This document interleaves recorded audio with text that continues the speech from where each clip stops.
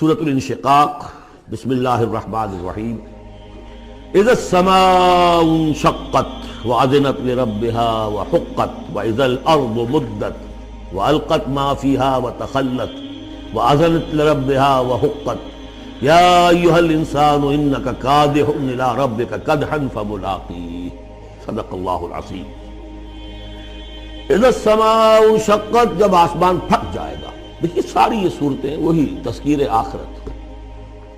وَأَذِنَتْ لِرَبِّهَا، اذنت کان لگائے ہوئے ہے اپنے رب کے لیے، سنتی ہے یہ زمین جو ہے، یہ آسمان گویا کہ کان لگائے ہوئے۔ اذنت لِرَبِّهَا وَحُقَّتْ، استمع لَهُ وَإِنْقَادَ، سنا اللہ کی بات کو، اپنے رب کی بات کو، اور اطاعت کی۔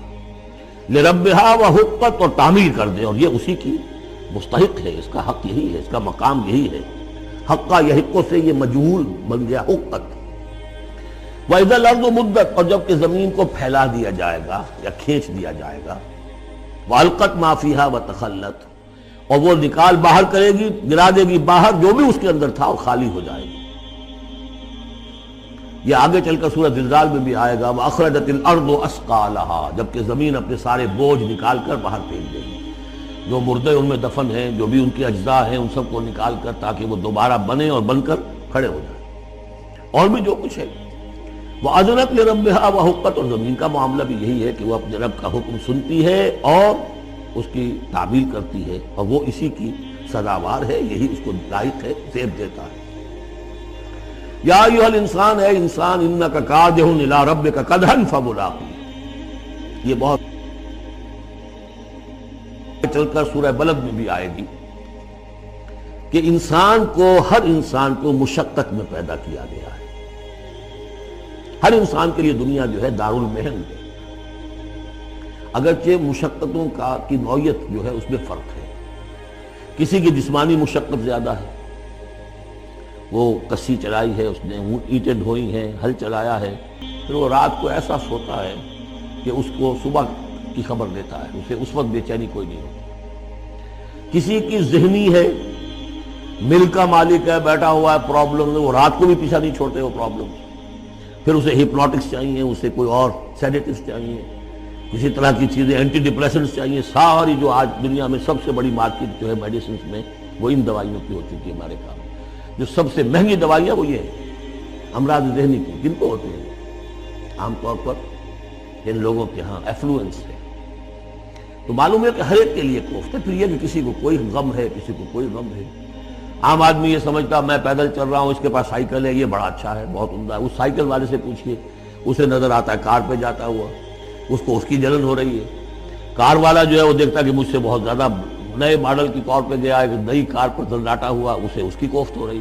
تو کوفت اور یہاں پہ رنج اور محن، جس کو کہا ہے کہ قید حیات و بند غم، اصل میں دونوں ایک ہیں۔ موت سے پہلے آدمی غم سے نجات پائے کیوں؟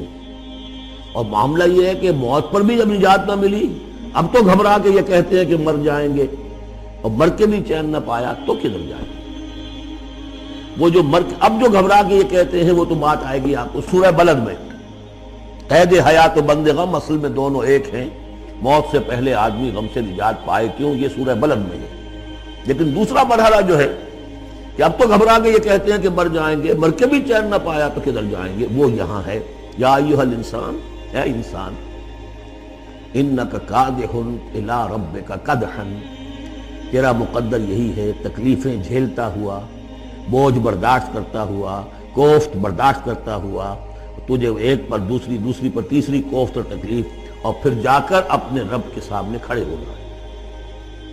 ملاقی، اب جو بار برداری کے حیوان ہیں، بیل ہے جتا ہوا ہے، اب جتائے رکھیے، اسے رہٹ میں لگا لیا آپ نے اس کو کسی اپنے ہل میں جوت لیا، اس کے بعد اس سے حساب کتاب تو کوئی نہیں ہے۔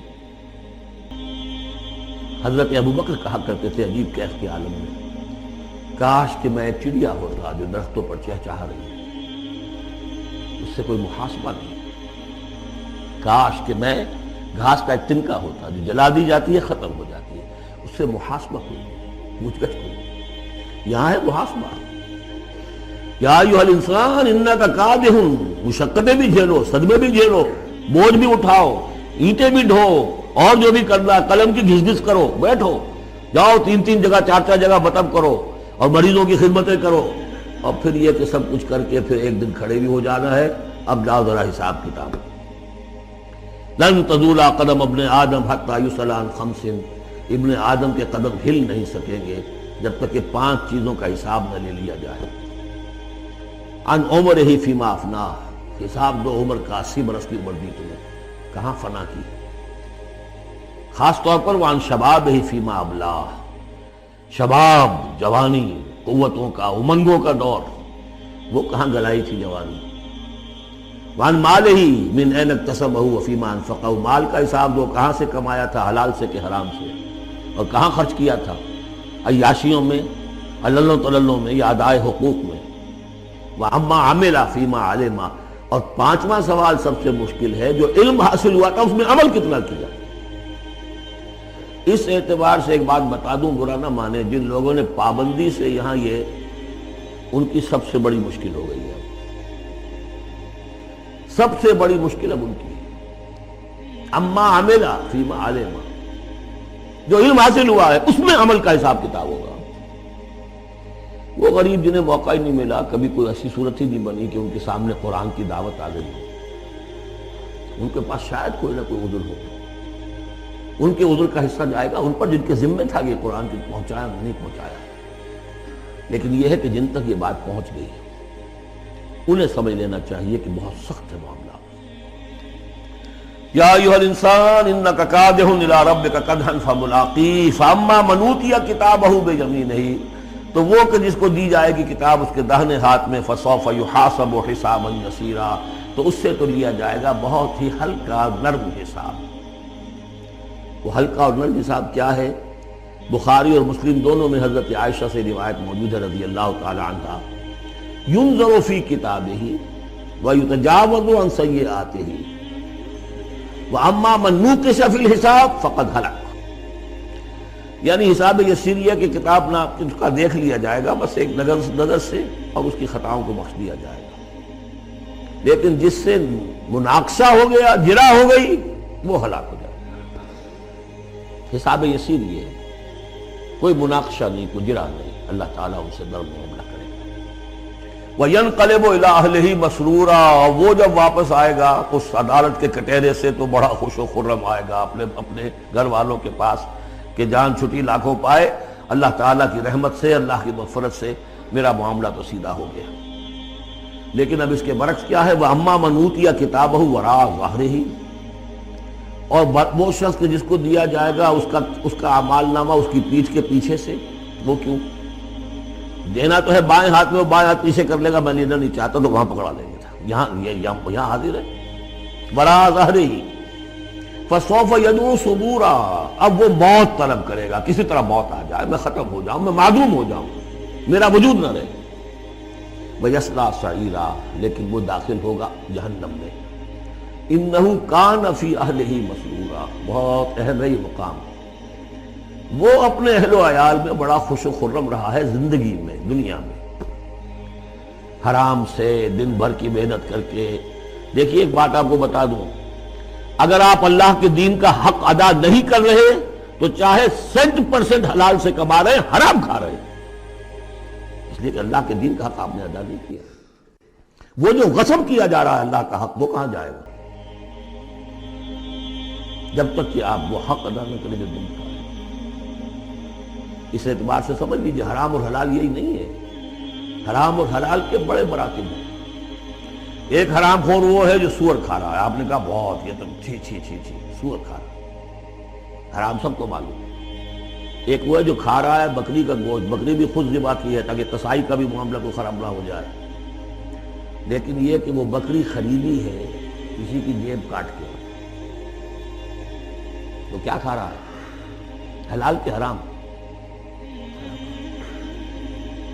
اس کو بڑھاتے جائیے۔ باطل کے غلبے کے تحت سانس لینا بھی حرام ہے۔ You have reconciled؟ تم نے باطل کو تسلیم کر دیا، ذہن قلباً طاغوت کو تسلیم کر لیا ہے، تمہارا جینا حرام، تمہارا سانس حرام۔ الا یہ کہ تن من دھن، اپنی صلاحیتوں کا صرف منیمم رکھا جائے اپنے لیے اور میکسیمم جو ہے خرچ کر دیا جائے اس نظام کو بدلنے کے لیے، وہ اس کا کفارہ ہو جائے۔ ورنہ یہ کہ وہ آپ ناپ تول کر کے تو حلال کھا رہے ہیں، لیکن جس نظام باطل کی آپ چاکری کر رہے ہیں، جس کی ملازمت کر رہے ہیں، جسے سپورٹ کر رہے ہیں، بڑی تنخواہ ملی ہے، ورلڈ بینک کی کسی برانچ میں جو ہے مینیجر لگ گئے ہیں، کس نظام کو آپ چلا رہے ہیں؟ بہرحال وہ بات لمبی ہو جائے گی۔ لیکن وہ دنیا میں خوش و خرم تھا، اچھا کھلا رہا تھا، دودھ ملائی ربڑی اپنے بچوں کو، ہر وقت آ رہا ہے تو نئی چیزیں لے کر آ رہا ہے، ولایت سے آ رہا ہے تو ایک ایک بچے کو بلا کر تمہارے لیے یہ لایا ہوں، تمہارے لیے یہ لایا ہوں۔ وہ دنیا میں وہ خوشیاں لے آیا، اب یہاں کچھ نہیں ہے۔ وہ اللہ کا بندہ جو دنیا میں ڈرتا رہا، انا کنا فی عہدنا مشفقون، ہم تو ڈرتے تھے کیا ہوگا، اللہ کے حضور میں کچھ کھڑا ہونا ہوگا، ان کے لیے یہاں آیا ینقلب الی اہلہ مسرورا، اب وہ لوٹے گا اللہ کی عدالت کی کٹہری سے اپنے گھر والوں کی طرف تو خوش و خرم ہوگا۔ اور یہ جو ہے یہ دنیا میں خوش و خرم رہا تھا اپنے اہل و عیال میں۔ انہ کان فی اہلہ مسرورا انہ ظن ان لن یحور، اس کو گمان یہ ہو گیا تھا کہ لوٹ کر آنا نہیں ہے، ہمارے پاس آنا نہیں ہے۔ کان بہ بصیرا، یقیناً اس کا رب تو اسے دیکھ رہا تھا، ہر آن دیکھ رہا تھا، اس کی نگاہ میں تھا۔ فلا اقسم بالشفق واللیل وما وسق والقمر اذا اتسق لترکبن طبقا عن طبق۔ یہ ہے اصل میں وہ مقام جس کے حوالے سے میں نے آپ کو کہا تھا کہ سورہ مدثر کی ان آیات کو ذہن میں رکھیے۔ کلا والقمر، ایک تو یہ دیکھیے کہ وہاں بھی درمیان میں پھر اثر نو قسمیں آ گئی تھی، دو تقریباً یہ سمجھیے دو صورتیں بن گئی، شروع میں یا ایھا المدثر سے لے کر اور آیت نمبر 31 تک، اور پھر کلا والقمر واللیل اذا ادبر والصبح اذا اسفر انھا لإحدی الکبر۔ وہی بات یہاں ہے، ایک مضمون پورا ہو چکا۔ فلا اقسم بالشفق، تو نہیں مجھے قسم ہے شام کی سرخی کی، واللیل وما وسق، اور رات کی اور جو چیزیں اس میں سمٹ آتی ہیں، والقمر اذا اتسق، لیکن پھر جب چاند جو ہے رفتہ رفتہ بھرتا ہے اور پورا ہو جاتا ہے، 14ویں کا چاند بن جاتا ہے۔ یہ اصل میں میرے نزدیک واللہ عالم، یہ کسی اور کوئی بات میں نہیں کہہ رہا ہوں، میرے نزدیک یہ دو بڑی اہم خبروں کی نشاندہی ہے جو قرآن میں کی گئی ہے، اور وہاں ہے بھی انہا لإحدی الکبر، بہت بڑی خبر ہے یہ کہ محمد رسول اللہ صلی اللہ علیہ وسلم کا جب خورشید ہدایت طلوع ہوا ہے تو اس وقت صورت کیا تھی؟ 600 سال کی رات تھی جس میں کوئی نبی نہیں آیا تھا، بس چاند کے کچھ اثرات، کچھ روشنی، کچھ تھے نیک لوگ، کچھ جنات میں بھی نیک تھے، لیکن اکثر و بیشتر دنیا کے اوپر جو غلبہ ہو گیا تھا وہ بالکل باطل کا۔ پھر ایک دم خورشید نبوت طلوع ہوا ہے اور روشنی پھیل گئی ہے۔ اب خبر دی ہے اسی خورشید نبوت نے صلی اللہ علیہ وسلم کہ قیامت سے پہلے ایک مرتبہ پھر یہ دین کا غلبہ ہوگا، جیسا آپ کے دست مبارک سے بنفس نفیس جزیرہ نمائے عرب پر پورا خورشید اسلام چھا گیا، نظام دین قائم ہو گیا۔ الیوم اکملت لکم دینکم واتممت علیکم نعمتی ورضیت لکم الاسلام دینا، جاء الحق وزہق الباطل ان الباطل کان زہوقا۔ اور اس کے بعد یہ کہ خلفاء ثلاثہ کے زمانے میں، حضرت علی کے زمانے میں کوئی توسیع نہیں ہوئی، حضرت ابوبکر، حضرت عمر، حضرت عثمان، خلفاء ثلاثہ کے زمانے میں توسیع ہوئی۔ حضرت علی کے زمانے میں ان پر کوئی الزام نہیں، ان کا کوئی قصور نہیں، لیکن یہودی سازش عبداللہ ابن سبا کی، اس کی وجہ سے مسلمان آپس ہی میں لڑ پڑے، 1,00,000 جانیں ختم ہو گئی آپس میں لڑ گئے، جنگ جمل، جنگ صفین، جنگ نہروان، 1,00,000 کی گئی، تو مومنٹم گاڑی کا ٹوٹ گیا، موشن ٹوٹ گئی۔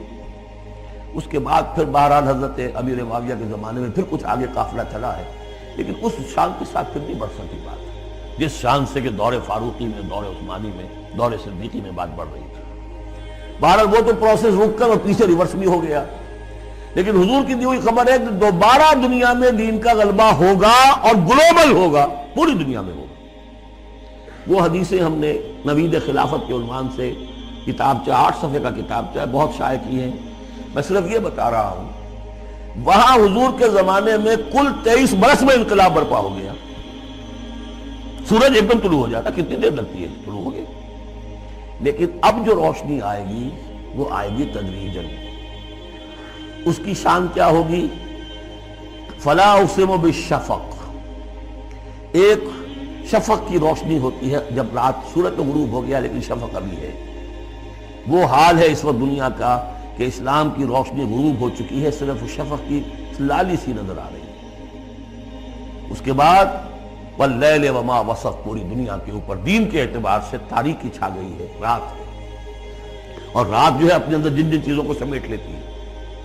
لیکن والقمر اذا اتسق، لیکن چاند طلوع ہوتا ہے، پہلے دن، دوسرے دن، تیسرے دن بھرنا شروع ہوتا ہے، یہاں تک کہ وہ پورا ہو جاتا ہے۔ اب چاند کی چاندنی جو ہے وہ پھر دنیا کے اندر اس کو رات کو منور کر دیتی ہے۔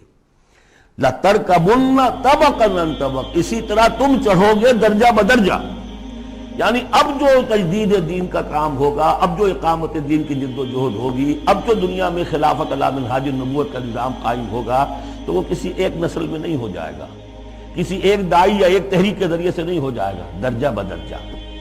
کسی نے ایک کام کر دیا، علامہ اقبال نے ایک فکر کو واضح کر دیا کہ اسلام مذہب نہیں دین ہے، اور جدا ہو دین سیاست سے تو رہ جاتی ہے چنگیزی، یہ ایک وحدت ہے۔ ابوالکلام آزاد اٹھے، انہوں نے قائم کی جماعت حزب اللہ، لیکن یہ کہ کچھ مخالفتوں سے بدل ہو کر جلدی چلے گئے، پھر وہ کانگریس میں شامل ہوئے، اور انہوں نے پھر جو ہے اپنی پوری زندگی جہاد حریت کی نظر کر دی۔ پھر مولانا مودودی اٹھے، ایک وہ جماعت اسلامی بنائی، افسوس کہ پاکستان میں آ کر وہ یہاں کی قومی سیاست کے اندر داخل ہو کر انہوں نے بھی منزل کھوٹی کر لیا، وہ قافلہ جو ہے جیسے کہ کہیں کسی دلدل میں پھنس گیا ہے۔ یہ رفتہ رفتہ ہوگا، لیکن انہوں نے ایک ایک قدم بڑھایا ہے، ان سب کی کوششوں سے ایک ایک قدم بات آگے بڑھی ہے۔ لَتَرْكَبُنَّ طَبَقًا عَنْ طَبَقٍ، لیکن جس طرح چاند رفتہ رفتہ پہلی تاریخ سے لے کر 14ویں رات تک پورا ہو جاتا ہے، ہوگا، ہونا ہے، وہ لازماً ہوگا جس کی خبر دی ہے محمد رسول اللہ صلی اللہ علیہ وسلم نے، وَهُوَ الصَّادِقُ الْمَصْدُوقُ، ان کی دی ہوئی خبر میں کوئی جھوٹ نہیں ہو سکتا۔ فَلَا أُقْسِمُ بِالشَّفَقِ وَاللَّيْلِ وَمَا وَسَقَ وَالْقَمَرِ إِذَا اتَّسَقَ لَتَرْكَبُنَّ طَبَقًا عَنْ طَبَقٍ فَمَا لَهُمْ لَا يُؤْمِنُونَ، انہیں کیا ہو گیا ہے، ایمان کیوں نہیں لاتے، کیوں نہیں مانتے؟ وَإِذَا قُرِئَ عَلَيْهِمُ الْقُرْآنُ لَا يَسْجُدُونَ، اور جب ان پر قرآن ان پڑھ کر سنایا جاتا ہے کیا ہو گیا انہیں کہ سجدہ نہیں کرتے۔ بَلِ الَّذِينَ كَفَرُوا يُكَذِّبُونَ، بجائے ایمان لانے کے یہ کافر جو ہیں یہ تو الٹا اور جھٹلا رہے ہیں۔ یہاں ذرا نوٹ کر دیجئے، یہ لفظ بے شمار مرتبہ آیا ہے، کفر اور تکذیب، کفر اور تکذیب، وَالَّذِينَ كَفَرُوا بِآيَاتِنَا وَكَذَّبُوا، تو کفر اور تکذیب یہ کیا صرف تکرار ہے یا اس کے اندر فرق ہے کچھ؟ کفر کے معنی ہے چھپا دینا، دبا دینا۔ فطرت انسانی میں جو گواہیاں موجود ہیں جو ان کو دبا رہا ہے، یہ کفر ہے۔ ان گواہیوں کو ابھارنے کے لیے، ایکٹیویٹ کرنے کے لیے قرآن مجید کی آیات آئی، ان کی تکذیب کر رہا ہے، یہ بہت بڑا جرم ہے۔ یہ دو جرم علیحدہ ہیں، اپنی فطرت کے اندر جو گواہیاں مضمر ہیں انہیں چھپانا، دبانا، لیکن پھر جب آیات ربانیہ سامنے آئے ان کو جھٹلا دیں، یہ ڈھٹائی کی حد ہے۔ پھر وَالَّذِينَ كَفَرُوا وَكَذَّبُوا بِآيَاتِنَا أُولَٰئِكَ أَصْحَابُ النَّارِ هُمْ فِيهَا خَالِدُونَ۔ یہ تو جو پہلا چارٹر دیا گیا تھا حضرت آدم کو خلافت عرضی کا چارج سنبھالتے وقت، اب اتر جاؤ یہاں سے، اس جنت سے جاؤ نیچے اور جا کر چارج لو زمین کا، اور وہاں کیا ہوگا؟ فَإِمَّا يَأْتِيَنَّكُم مِّنِّي هُدًى فَمَن تَبِعَ هُدَايَ فَلَا خَوْفٌ عَلَيْهِمْ وَلَا هُمْ يَحْزَنُونَ وَالَّذِينَ كَفَرُوا وَكَذَّبُوا بِآيَاتِنَا۔ کفر پہلا جرم، تکذیب یہ مہا جرم۔ کفر تو اس وجہ سے بھی ہو سکتا ہے اس ماحول کے اثرات تھے، آپ ظہور میں رہے، آپ دبے ہوئے تھے، لیکن جب وہ روشنی آ گئی پھر اس کی تکذیب، یہ معلوم ہوا کہ اب یہ جرم جو ہے اپنی آخری حد کو پہنچ گیا۔ بل الذین کفروا یکذبون، یہ کافر جو ہے جھٹلا رہے ہیں۔ واللہ عالم بما یوعون، اور اللہ کو معلوم ہے کہ یہ کیا بھرے ہوئے ہیں اپنے ہاں۔ عام طور پر سمجھا ہے کہ جو انسان مال دولت نہیں، اندر ان کے بغض ہے، حسد ہے، تکبر ہے، اس کی وجہ سے یہ تکذیب کر رہے ہیں۔ یہ نہیں کہ یہ حق کو پہچان نہیں پائے ہیں، ان کے اندر جو ہے بغض، حسد اور تکبر بھرا ہوا ہے۔ فبشرہم بعذاب علیم، تو اے نبی ان کو بشارت دے دیجئے دردناک عذاب کی۔ الا الذین آمنوا وعملوا الصالحات لہم اجر غیر ممنون، سوائے ان کے کہ جو لوگ ایمان لائے اور جنہوں نے نیک عمل کیے، ان کے لیے اجر ہے بے انتہا، کبھی ختم نہ ہونے والا، منن کاٹ دینا، اگر کوئی چیز کٹ جائے گی اس کی انتہا ہو گئی، نہیں، یہ کٹ نہیں سکے گا،